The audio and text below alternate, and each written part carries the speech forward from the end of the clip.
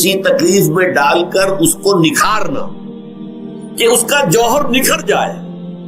اس کے اندر جو خیر ہے وہ اور چمک جائے، لوگوں کو بھی معلوم ہو جائے کہ یہ شخص اس مقام کا اہل ہے، اس کے اندر یہ صلاحیت ہے، اس میں یہ قوت موجود ہے۔ تو یہ گویا کہ اہل ایمان کی صلاحیتوں کو نکھارنے کے لیے اور ان کے درجات کی ترقی کے لیے بھی اللہ تعالیٰ دنیا کے اندر یہ مصیبتیں اور امتحانات جو ہیں آزمائش کے حوالے سے افراد پر بھی اجتماعی طور پر بھی لاتا ہے۔ اور ایک اس کا اور بھی ہے، اہل ایمان پر اس طرح کے ابتلاء و آزمائش کی ایک نوعیت اور بھی ہے، اور وہ یہ ہے کہ جو بھی آپ سے غیر ارادی طور پر یا یہ کہ آپ نے کوئی گناہ ارادی طور پر بھی کر لیا، اللہ تعالیٰ اس کی سزا اسی دنیا میں دے کر آخرت کی سزا سے محفوظ کر دے۔ گویا کہ اس سے بڑا خیر کیا ہوگا؟ یہاں کی سزا کیا ہے؟ جھیل لی آپ نے، بخار آ گیا، ٹانگ ٹوٹ گئی، چلیے 3 مہینے آپ بستر پر پڑے رہے نا، اور کیا ہوا؟ کچھ نہیں۔ لیکن یہ کیا آخرت کی سزا ملتی ہے؟ بہت عظیم ہے۔ لہذا کفارہ بناتا ہے اللہ تعالیٰ ان جو بھی گناہ ہو گئے، غلطیاں ہو گئی ہیں، ان کا کفارہ اللہ تعالیٰ بندہ مومن کے لیے، حضور کی ایک حدیث ہے، اس کا متن مجھے اس وقت یاد نہیں ہے، کہ مومن کا معاملہ عجیب ہے، اسے کوئی تکلیف پہنچتی ہے صبر کرتا ہے، وہ اس کے گناہوں کا کفارہ بن جاتا ہے، اور اگر کوئی خوبی ملتی ہے اس پر اللہ تعالیٰ کا شکر ادا کرتا ہے، اس کے درجات بلند ہو جاتے ہیں۔ تو یہ معاملہ جو ہے اللہ تعالیٰ کی طرف سے بندہ مومن کے حق میں خیر کہ در حقیقت اس کے ان گناہوں کی پاداش کہ جو اس نے یہاں کر لیے ہیں یہی دنیا میں دے کر دھو دیا جائے، پاک کر دیا جائے۔ جیسے آپ کو معلوم ہے دھوبی جو ہے کپڑے کو بھٹی میں چڑھاتا ہے، گرم پانی میں ڈالتا ہے کہ ڈالتا ہے تاکہ اس کا میل نکلے، اس کے آگے پٹکتا بھی ہے ذرا اس کو تاکہ وہ میل اچھی طرح چھٹ جائے اس سے۔ اسی طرح اگر دنیا میں ہمارے میل چھٹ جائیں، دنیا میں اگر ہمارے گناہ دھل جائیں تو یہ بڑے نفع کا سودا ہے، بڑے نفع کا سودا ہے، بڑے نفع کا سودا ہے۔ اس اعتبار سے آپ غور کیجئے کہ اگر یہ حقائق ہمارے سامنے رہے تو کیا کوئی تکلیف دنیا کی ہمیں بھاری محسوس ہو؟ ہمیں تو بتایا یہ گیا ہے کہ عسیٰ ان تکرہوا شیئا وہو خیر لکم وعسیٰ ان تحبوا شیئا وہو شر لکم واللہ یعلم وانتم لا تعلمون۔ ہو سکتا ہے کہ تم کسی چیز کو ناپسند کرو، ذرا آنے کہ اسی میں تمہارے لیے خیر ہے، تمہیں نہیں پتا، اور ہو سکتا ہے تم کسی چیز کو پسند کرو، ذرا آنے کہ اس میں تمہارا شر ہے لیکن تمہیں نہیں معلوم۔ اللہ یعلم وانتم لا تعلمون، اللہ جانتا ہے تم نہیں جانتے۔ اس حوالے سے سپردم بتو مایا خیش را خدانی حساب کم و بیش را، اے اللہ، اس کو کہتے ہیں تفویض۔ یہ سورہ تغابن کے درس میں یہ تمام مضامین تفصیل سے آتے ہیں کہ ایمان کے جو باطنی ثمرات ہیں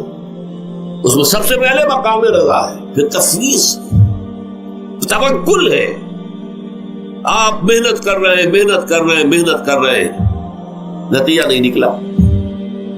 ایک نتیجہ یہ نکلے، ایک بچے نے بہت محنت کی، دن رات کام کیا، فیل ہو گیا امتحان، اب صدمے سے کمر ٹوٹ سکتی ہے اس کی، لیکن نہیں، ہو سکتا ہے کہ اللہ تعالیٰ نے اسی میں میرے لیے خیر رکھی، اس لیے کہ ہماری محنت سے کچھ نہیں ہوگا، ہمارے مادی وسائل سے کچھ نہیں ہوگا، ہوگا اللہ کے اذن سے، اللہ کی مرضی سے، اللہ کی مشیت سے۔ یہ ہمارے لیے خاص طور پر اس اعتبار سے بہت اہم نکتہ ہے،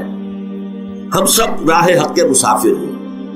اپنے اپنے بس پڑتے محنت کر رہے ہیں، وقت بھی صرف کر رہے ہیں، مال بھی صرف کر رہے ہیں، محنت کر رہے ہیں، مشقت کر رہے ہیں، لیکن فرض کیجئے جیسا کہ ہے، پھر واقع فرض کیا کیجئے، وہ تو واقع سامنے کی بات ہے، نتائج نکلتے نظر نہیں آ رہے، قدم نہیں بڑھ رہے، ہماری طرف لوگوں کا رجوع عام نہیں ہے، ٹھیک ہے، اس پر قطعاً بدل ہونے کی بات نہیں، یہ اللہ تعالیٰ کی مشیت میں ہوگا، جب وہ چاہے گا تب ہوگا۔ ہمارا کام یہ کہ اپنا فرض ادا کیے چلے جائیں بس، اور نتیجے سے بالکل ذہن کو اپنے منقطع کر لیں، ذہن کا کوئی تعلق آپ کے نتیجے کے ساتھ نہ رہے۔ یہ جب تک کیفیت ہماری نہیں ہوگی، ہم اس راہ پر استقامت اور مدام اس پر محنت اور جد و جہد کرنا جو ہے وہ ہمارے لیے ممکن نہیں رہے گا۔ اس کے لیے میں اگر آپ کے سامنے رکھوں معاملہ کہ حضور صلی اللہ علیہ وسلم کے جو پہلے 10 برس ہیں، جب سے آپ کو آغاز ہوا ہے وحی کا، اس کے بعد سے پہلے 10 برس دن رات کی محنت، شدید مشقت، یہاں تک کہ اللہ بھی روک رہا ہے، نبی آپ اپنے آپ کو ہلاک کر لیں گے، لعلک باخع نفسک الا یکونوا مؤمنین، کیا آپ اپنے آپ کو اس صدمے میں ہلاک کر لیں گے؟ یہ ایمان نہیں لا رہے، اس قدر صدمہ۔ لیکن اس کے ساتھ یہ ہے، یہ نہیں ہے کہ نتیجہ نہیں نکل رہا تو کام چھوڑ کے بیٹھ جائے، نہیں، معاذ اللہ معاذ اللہ۔ نتیجہ نہ نکلے تو حضرت نوح علیہ السلام کی عمر بھی اگر حضور کی ہوتی 950 برس بھی حضور دعوت دیتے تھے، آپ کا کام تھا، آپ کا فرض تھا۔ حضرت نوح علیہ السلام بھی تو آخر اللہ کے ایک بندے تھے، اللہ کے رسول تھے، 950 برس تک دعوت دی۔ وَلَبِثَ فِيهِمْ أَلْفَ سَنَةٍ إِلَّا 50 عَامًا، یہ تو ہم مانتے ہی نا، اگر قرآن کے اندر نص قطعی صریح الفاظ نہ ہوتے کہ 950 برس تک رہے، ورنہ یہ بات سمجھ سے بالا تر ہے۔ عام طور پر معلوم ہوتا ہے کہ اس دور میں ابھی عمر زیادہ تھی لوگ۔ بہرحال جو میں نے عرض کیا تھا کہ دکھ جس سے انسان متاثر ہوتا ہے اس کی ایک قسم وہ ہے کہ جو ہمارے ارادہ اور اختیار سے باہر، اللہ کی مشیت سے، اللہ کے اذن سے، اللہ کی مرضی سے آتا ہے۔ اس کے لیے ہمارا کام صرف برداشت ہے۔ جو شے بھی ہمیں برداشت کی صلاحیت عطا کر دے وہی اس کا علاج ہے۔ جیسے آپ کو معلوم ہے کہ بخار بہت تیز چڑھا ہوا ہے، اس کی دوا نہیں ہے اسپرین یا کوئی اور پیراسیٹامول، بخار کی شدت کو کم کر دے، وہ کوئی علاج نہیں ہے۔ علاج تو ہوگا اگر معلوم ہوگی کون سے جراثیم ہے، کس کی وجہ سے ہے، اس کا صحیح اینٹی بایوٹک کون سا ہے، وہ علاج ہوگا۔ یہ علاج نہیں ہے، لیکن اس کی شدت کی کمی اور اس کے اندر جو احساس ہے جھیل جانے کا، وہ انسان کے لیے آسان ہو جاتا۔ یہی مضمون آیا ہے سورہ حدید میں بھی، ما اصاب من مصیبت فی الارض ولا فی انفسکم، یہاں کھول دیا اس مضمون کو۔ میں نے عرض کیا تھا نا کہ یہ آفت سماوی بڑے پیمانے پر بھی ہو سکتی ہے، زمین میں یعنی زلزلہ آ گیا، فلڈ آ گیا، طوفان آ گیا، ولا فی انفسکم، خاص تمہاری جان میں، تمہیں بخار ہو گیا، تمہیں ٹی بی لگ گئی، تمہیں کوئی اور بیماری آ گئی، تمہیں کینسر ہو گیا، معاذ اللہ ہوتا ہے، آخر ہوتا ہے، دنیا میں انسانی زندگی کے ساتھ یہ ساری چیزیں لگی ہوئی ہیں۔ لیکن یہ چیزیں ما اصاب من مصیبت فی الارض ولا فی انفسکم، نہیں پڑتی تم پر کوئی پڑنے والی کوئی مصیبت، کوئی تکلیف، نہ پوری زمین میں بڑے پیمانے پر، نہ تمہاری جانوں میں انفرادی سطح پر، الا فی کتاب من قبل ان نبرأھا، مگر یہ کہ وہ تو ایک کتاب میں، کتاب اللہ کے علم کی کتاب، ام الکتاب، اس میں پہلے سے درج موجود ہے۔ یہ الٹ اپ نہیں ہو گیا، یہ اچانک نہیں ہو گیا۔ آپ اچانک سمجھتے ہیں کہ صاحب میں تو جا رہا تھا، اچانک ٹرک نے آ کے مجھے دھکا مار دیا۔ اچانک کوئی شے یہاں نہیں ہوتی، اس کائنات میں پتہ تک نہیں ہلتا جب تک کہ اس نے رب نہ ہو۔ اچانک کا کیا سوال؟ در حقیقت جو ہوتا ہے وہ اللہ تعالیٰ کے علم میں پہلے سے ہے، علم میں کامل، ما کان وما یکون، جو کچھ ہوا ہے، جو کچھ ہوگا، مستقبل، ماضی، کل کا کل، آنے واحد میں اللہ کے علم میں موجود ہے۔ لہذا یہاں اچانک کچھ نہیں ہوتا، جو بھی آیا ہے اللہ کے علم سے آیا، اور یہ پہلے سے اللہ کے علم کے اندر موجود تھا، لکھا ہوا تھا، الا فی کتاب من قبل ان نبرأھا ان ذلک علی اللہ یسیر۔ یہ تمہیں تو مشکل نظر آئے گا لیکن اللہ پر بڑا آسان ہے، اللہ کا علم کامل، ما کانا ما یکون کو حاوی ہے۔ لِكَيْ لَا تَأْسَوْا عَلَىٰ مَا فَاتَكُمْ، تاکہ تم افسوس نہ کیا کرو ان چیزوں پر جو تم سے چھوٹ جائیں، جاتی رہے، چھن جائیں۔ کوئی موقع تھا ہاتھ سے نکل گیا،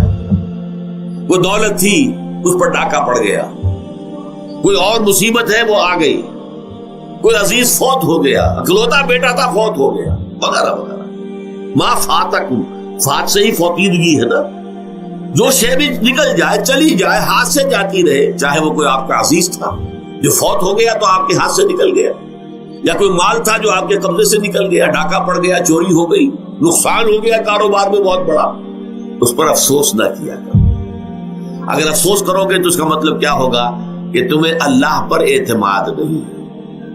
یا تم سمجھتے ہو کہ اللہ کے سوا بھی کوئی ہے جو یہ کام کر سکتا۔ کائنات میں تو ایک ہی کی مرضی چلتی ہے، وہ ہے اللہ۔ لہذا اگرچہ وہ کسی کے ذریعے سے تکلیف آپ کو پہنچی ہے، کسی نے آپ کو پتھر مارا ہے، وہ پتھر ہو سکتا ہے آپ کو نہ لگتا، لگ گیا ہے تو اللہ کے فیصلے سے لگا ہے، اس کا باپ بھی نہیں پتھر مار سکتا آپ کو اگر اللہ کا اذن نہ ہو۔ لہذا آپ پتھر مارنے والے کو بھی مجرم سمجھیے، ٹھیک ہے، اس سے بھی قصاص لینے کا آپ کو حق ہے، لیکن یہ جان لیجئے کہ جو آیا ہے پتھر وہ اذن رب سے آیا۔ اب ظاہر بات ہے کہ اگر یہ کیفیت ہوگی تو غصہ اتنا نہیں ہوگا اس شخص پر کہ جس نے یہ کام کیا ہے، بلکہ ہو سکتا ہے آدمی مسکرا کے رہ جائے، جیسے کہ وہ میں واقعہ سناتا رہا ہوں اپنے دروس میں کہ ایک درویش مرد ساتھ بھی جا رہا تھا، جو رب کرے سو ہو، جو رب کرے سو ہو، جو رب کرے سو ہو۔ کسی شخص نے پتھر اٹھا کر دے مارا، اس کے سر پہ لگ گیا کہ اس نے پیچھے پلٹ کر دیکھا کس نے مارا۔ اس نے کہا مجھے کیا دیکھتے ہو، جو رب کرے سو ہو، یہ تو رب کے مارے سے۔ اس نے کہا مجھے تو یہ پتھر رب کے مارے ہی لگا ہے، لیکن میں دیکھ یہ رہا تھا بیچ میں کس کا منہ کالا ہو گیا، اپنے لیے کس نے ایک گناہ کما لیا، اپنے لیے کس نے ایک مصیبت جو ہے وہ مول لے لی، وہ بیچ میں تم آ گئے ہو، پتھر اللہ کی طرف سے